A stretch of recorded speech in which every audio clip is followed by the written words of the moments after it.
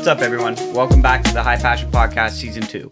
I'm your host, Daniel K., and we're here with an amazing guest, Renna Rampersad.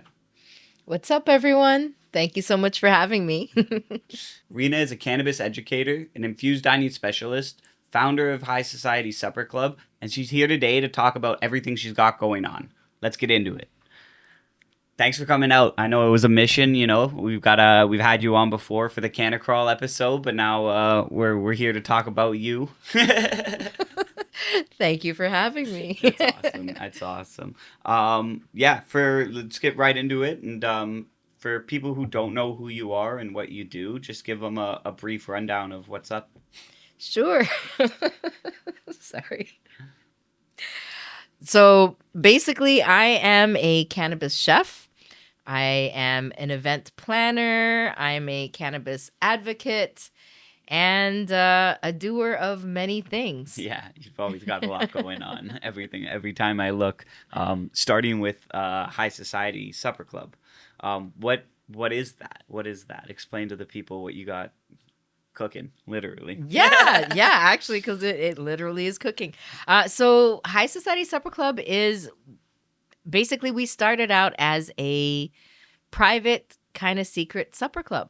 Okay. I had friends that were asking me to help them create edibles. They needed different ways to medicate, and I had a restaurant, so I would be making brownies for them and things like that. And it just evolved into meals. Yeah. And the meals evolved into events. And so that's kind of how it started. Yeah. Where did the love or the knowledge of like cooking and knowing how to do that stuff come from?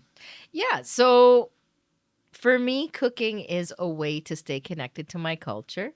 I have always cooked with my mother, and I grew up in a culture that utilized cannabis. So to me, it was very natural to combine the two.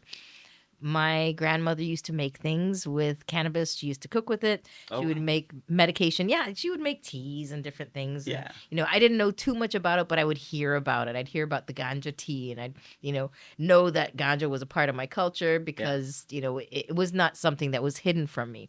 It was very much a part of my life. But, as life went on and time went on, and I saw the need for people to have healthier ways to consume. Yeah. I kind of went back to my roots, if you will, and decided to pull from that and came up with the idea of High Society Supper Club, which was a way to not only self-medicate, but also to help reduce the stigma. Yeah. Trying to present cannabis in a different way, in a healthier mind frame, for a lot of the people who are really turned off against it or, just because let's be real, I love to smoke, but combustion is not the healthiest way. It's the worst way to consume. Unfortunately, I hate it. It's my favorite. It's my favorite too, but let's be real. The healthiest way to consume really is consumption. To consume it. To eat it. Yeah, I believe so. So, for me, it was a bit about re-educating my community. Yeah. My people who had given up on it because they were criminalized so heavily that they were essentially forced to give it up. Yeah. So it was very important for me to come up with a way that I could help to bring them back in. Yeah. And I love the idea of like how you created it as like a secret society type of thing. Like you have these secret dinners and these. It was fun. I remember seeing you advertising as much as that you can, you know what I mean, when you were starting out there, and it was awesome. I'm like, I want to go out to one of these. Yeah, I need to do one again. It's been some time, but yeah, we should make it happen, because that'd be an awesome experience. A lot of your food, I mean, if that's where your inspiration comes from, I'm guessing is inspired by your culture as well. 1,000%. Yeah. And for me, like I said, food is so much more than just something that you cram into your body. Yeah. For most of us, food carries a connection. It carries a connection to our culture, to our past, to our parents, to our fondest memories. Food is emotionally connected to us. It's mentally connected to us and physically connected because we rely on it too, right? It's vital. So, I think that it's really important that we give food the respect and acknowledge that it's actually a much bigger part of our life and culture than we really do give it the credit for being. Yeah. And, cannabis to me is everything. It's, I laugh when I say that, but it really is my everything. It's my mental, my spiritual, my physical. It brings everything together. It's, the regulator, not just for me, but for everyone and everything, really. Yeah. It's just natural that the two should be Combined. right? Yeah. No, it's awesome, and I mean the way that you speak about it and the passion, I love it. You touched on a couple things like fighting the stigma, which is obviously a huge part and why we connect so much through the industry, as well as the fact like you're so right. Like especially in Western society, we really just cram food in, get it in, and don't really take that time to really appreciate and enjoy. We take it for granted. I mean, at least from what I see, a majority of what I've seen, like it really is just super. Everything's so fast paced, so we don't have the time, even though obviously we do. I like the idea, like you said, of just appreciating the food for what it is. Yeah, it has so much power to heal us. Yeah. The silly cliche, whatever term, you are what you eat, is so much more than just those words. Like when you think about it, it's like you are what you eat. If you feel like crap, think about what you're putting in your body. Are you putting stuff in there that's not going to give you very much, or are you putting stuff in there that's going to actually feed and nourish your soul? And when's the last time you've had a fruit? When was the last time? Like a lot of people, I mean myself included, when I first moved out, it wasn't even in my mind, just because I mean I don't know when you're young too, right? 100%, 100%. But now I feel exactly like you said. When I have a week where I'm too busy, I eat a lot of trash, and then I feel like trash. Yeah, you do right away. Yeah, it's a pretty, one day I can get away with, but once it's multiple, you just start getting sluggish. And it's a whole different feeling. You feel it. It's wild. Talk about the association you have with the Afro-Canadian Caribbean Association. Yeah, awesome. So ACA Hamilton is, there are a lot of chapters of ACA. They're not related to each other, but throughout Canada that basically represent the African Canadian Caribbean community. Yeah. And for me, it's very important, obviously, to represent my culture. Yeah. To have space in the place. We have all contributed to this wonderful place called Canada, the society that we have.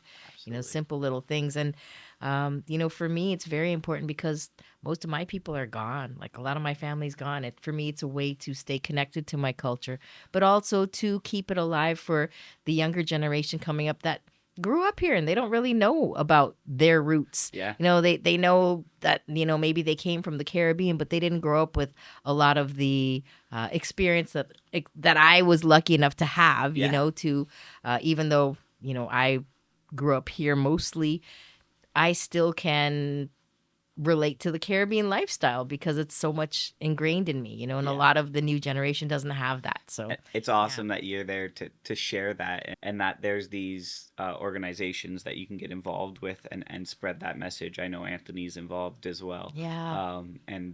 Actually, funny enough, as you say that, so Anthony is my event partner for Canna Crawl. Yes. Anthony's great grandfather is one of the founding fathers of the African Canadian Caribbean Association for Hamilton. Funny enough. Yeah, which is awesome. Which is like it's crazy. Yeah. It's crazy, and I mean, the fact that because you guys knew each other before that association, or you guys met through there? No. Okay. So when did Anthony and I meet? So it's funny. We met each other, started holding events together, and then so here's the story.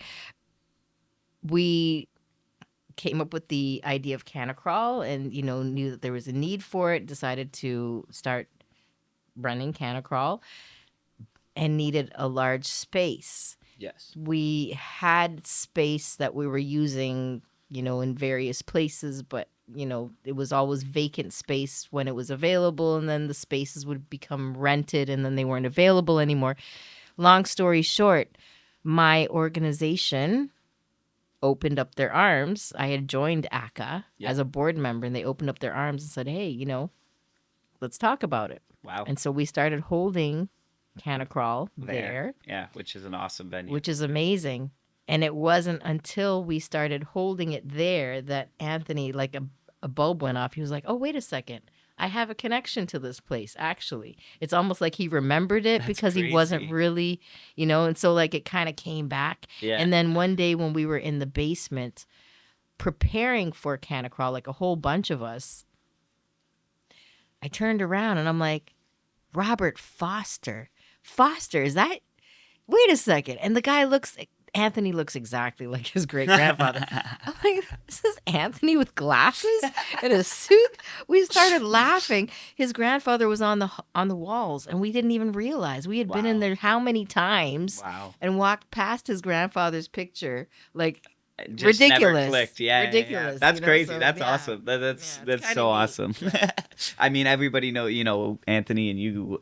Everybody loves you guys. So the viewers already know if they've been watching who you guys are. Yeah, that's awesome. We've had you on for the Canna Crawl episode, which was awesome. Yeah, that's so cool.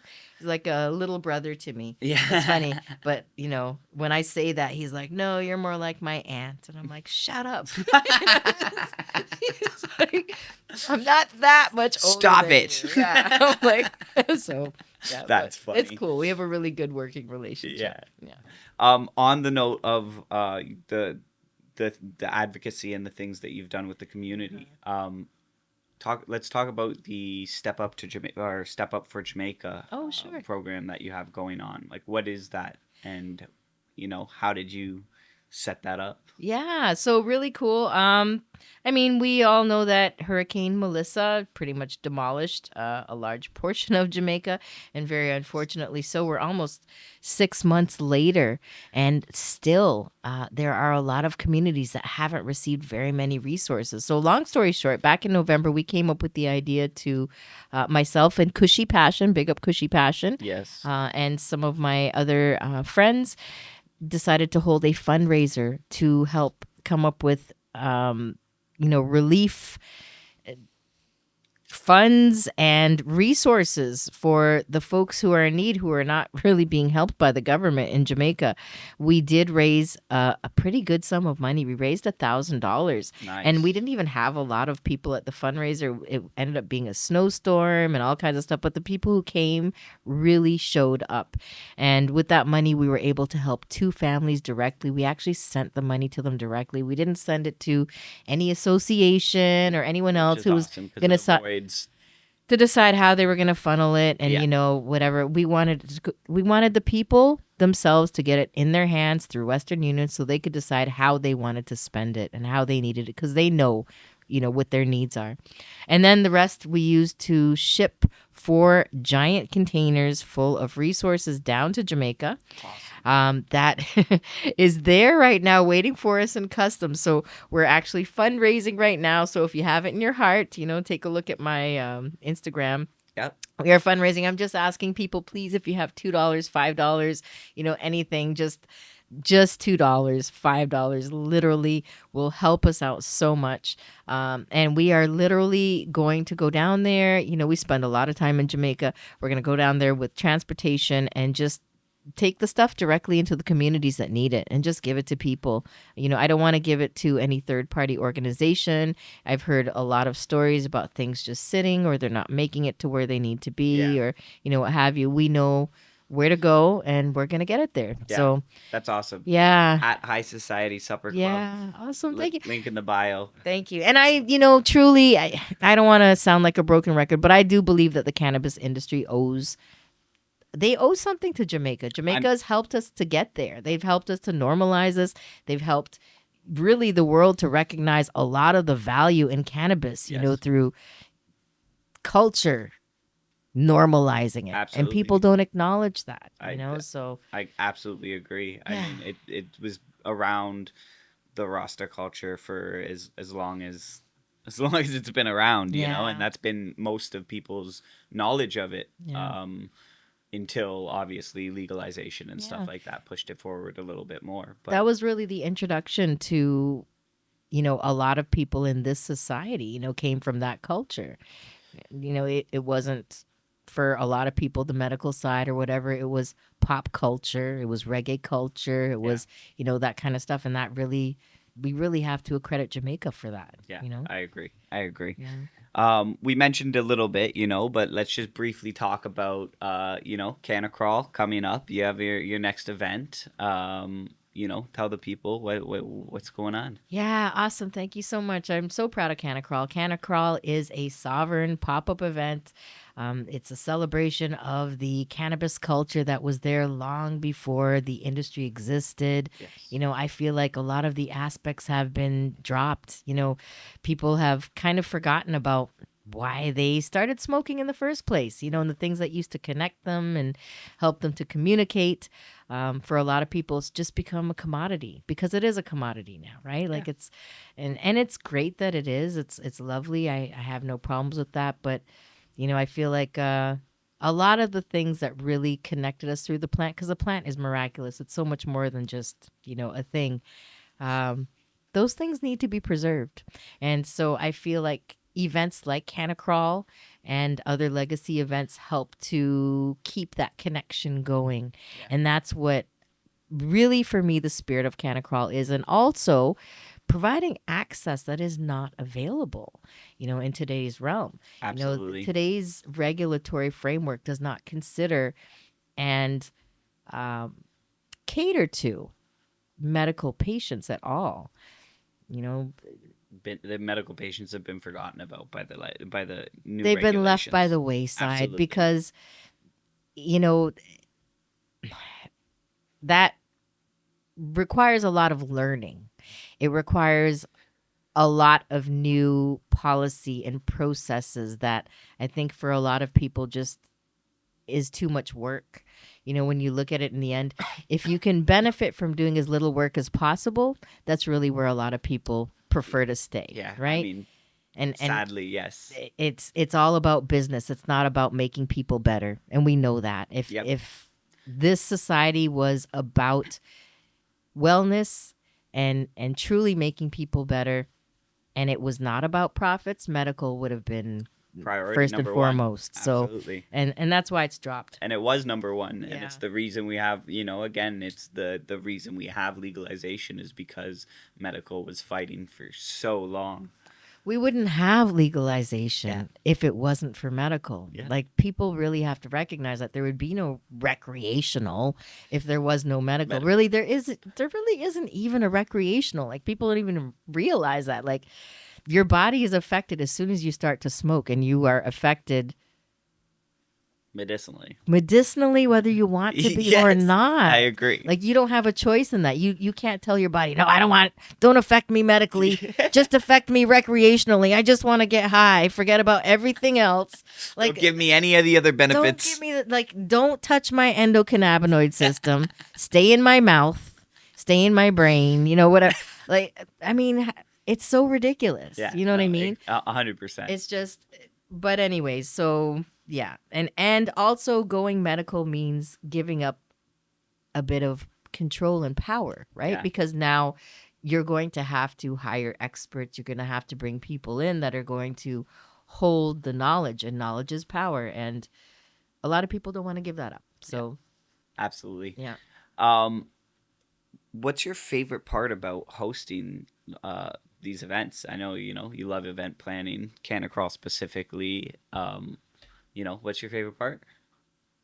It's so funny because it's my event, but I love it. I love it so much.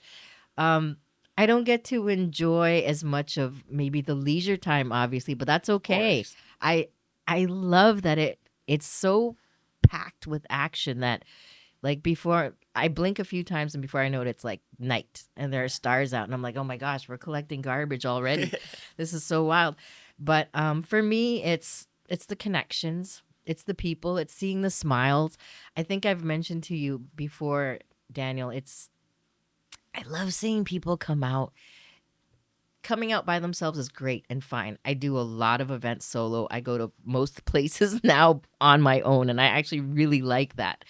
But I really love seeing people bring their people out. Yeah. I love seeing people bring their brothers, sisters, mothers, fathers, their kids, their grandparents, their aunts, their uncles, their neighbors, Yeah. Anyone who they want to have a little bit more exposure, or maybe, they have a friend who has a neck problem because their construction job is whatever, and they've heard that medical cannabis could help them, or, they're just curious, or they, whatever. And maybe they were a smoker when they were younger and they don't even smoke, but they loved the atmosphere and the loving energy that people tend to emulate. Yeah. Like there's so many people that come for so many different reasons, and I love to see that. So many different walks of life, so many different creeds, colors, people in different places, different stages of life. I love what it's about, and I don't even care like what people say. It can't be mocked, it can't be mimicked, it can't be emulated. Like the new legal industry has its things, and it does what it's supposed to do, and it's great for that. But the legacy industry is entirely different for so many reasons that could never match it. And it stands for that, and that's why it needs to be preserved. I agree. Yeah. And it's one of the best events for it. I agree. Yay, thank you. What's the dates? April 18. April 18th. Yeah. Canna Crawl. Yeah. Again, I'm guessing links in bio. Yeah, link in my bio. Yeah, right now are the early High bird Society tickets. Supper Club. Yeah, come on out, man. I promise you will not be disappointed. I promise. We work really hard to, curate a really wonderful environment, in terms of food, in terms of the experience, in terms of the types of exhibitors and vendors, and the selection of people that we have involved with the event, the discussions that we have. Yeah, we put a lot of thought and effort into it. So I hope that you can come on out, and I hope you can give it a chance. Yeah. And I hope that you will. It's an awesome experience. Yeah, so we'll be there. I'll be there with the crew. I always come through with a bunch of people. So as many as I can get to get in my car. Yeah. Love it. Love it. Love it. Love it. Yeah. Lots of freebies too. Yes. Lots of freebies. It's crazy and great deals, great people. It's the place to be. I mean, April 18th. Yeah, but 418. 418. It is right. Yeah. When did cannabis come into your life? Oh, wow. So cannabis has been in my life for as long as I can remember. My parents are from the Caribbean. My mom didn't smoke, which is too bad because I really believe that she maybe would still be here if that was the case. But my grandmother was a smoker. My grandmother used to grow cannabis. My grandmother used to sell cannabis. Wow. My father was a cannabis grower and seller as well. And then, as I became a teenager and hung out with the Caribbean crowd, it was just natural. Like, it's just part of our, it's part of our life. It's part of, our world. It's not like, oh, they're smoking weed. That's just like, a rite of passage kind of thing. You know what I mean? But like really cool though. I remember a story that my dad told me, which was, I guess my great uncle used to sell weed in Trinidad. And the way that he used to do it was literally the guy would ride his bike and he had a milk crate. No milk crates. Cardboard box tied to the handlebars. Okay. And inside of the cardboard box was newspapers, and inside of the newspapers was just pure herb. Yeah. And still on the sticks and everything, cured and on the sticks. And he would just ride around and, people would flag him down. Yeah. They'd flag him down and he would take out a leaf of newspaper and just fill the newspaper, wrap it up, and they exchanged money, and that's how they sold weed. Yeah. That's awesome. Yeah. That's awesome. So when was the first time that you smoked? Oh my gosh. I did smoke when I was about 16. I remember with a boyfriend. I don't know if you guys ever had this experience or ever heard of anyone having this kind of experience, but I didn't get high. Yes. So it goes one way or the other, but myself, I was one of those that didn't. I was so disappointed, man. Oh my goodness. So then I drank and whatever. When I was 18 years old, though, my brother, who's no longer here, said, nah, you're not doing it right. There's no such thing. What's wrong with you? Took me outside on my 18th birthday, and he gave me a super. You Oh remember yeah, Super yeah, Hits? yeah. He blew the Yeah, smoke into my mouth. Yeah, you put the joint backwards in your mouth and you blow it through. My And brother, yeah. and then he did this, and he closed my mouth, and I started coughing. And I remember like boogers and snot was flying out my nose. I'm like, "What are you doing?" And by the time I gained my breath, the Stoned. entire friggin' universe had changed. The entire universe had changed. The lighting was different. It had gone from white to amber. There were footsteps coming from every direction. I had no idea where they were from. This bridge that we were under all of a sudden looked like a movie set. Like everything changed. It was crazy. I didn't even understand it. Like and yeah, so those things that people talk about, sounds being, much more pronounced. I went in. I remember laying down. I called my boyfriend at the time, and I was listening to music. And of course, that whole experience where, like, listen to music, and I'm seeing tie dye in my eyes, and I'm hearing the words, and I can feel all of the emotions, and like nothing could pass me, man. I was analyzing every word that came out of that singer's mouth, and it was the most ridiculous thing, right? Yeah. But yeah, the best thing ever. It's so How fun about though. you? When It's was so When fun. was the first time you smoked? That was at 18. Yeah, so the first time I smoked, I was 11 or 12 years old. You're like my brother. Young.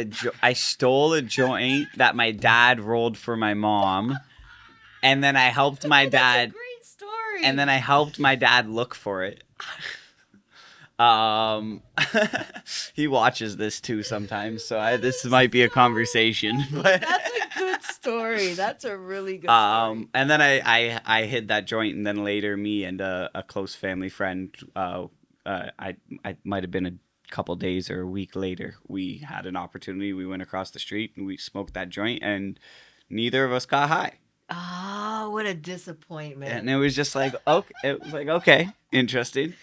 So And- like you learn that you have to inhale and hold it. Yeah. Right? So the next At time, then first. I don't remember the first time that I got the next time that I smoked, but I remember the next time I got high was in grade, was it 7 or 8 in middle school? We smoked, and I got So then you were like stoned. 13, 14. Yeah, I got super 12, stoned, and we actually got caught and suspended for that after, because the girl that brought it, the girl that brought it caved when they asked.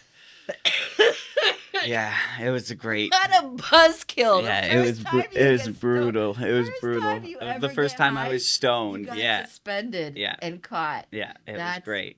It was great. That's movie material. Yeah. That is movie material. How old were you when you first smoked? Oh, breaking. Oh, he's talking to Sean. Sorry, I'm not supposed to, right? But I don't know. I honestly couldn't tell you. Sometime in high school. high school? Yeah. Like 15, 16-ish? Yeah, probably around there. Around 16. That's so funny. I'd like to hear his story too. Yeah. Can you tell us real quick? I actually don't remember.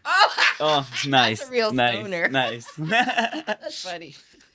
It's funny because Sean barely smokes, but when he smokes, or even when the one time I gave him edibles by accident, he ate too much.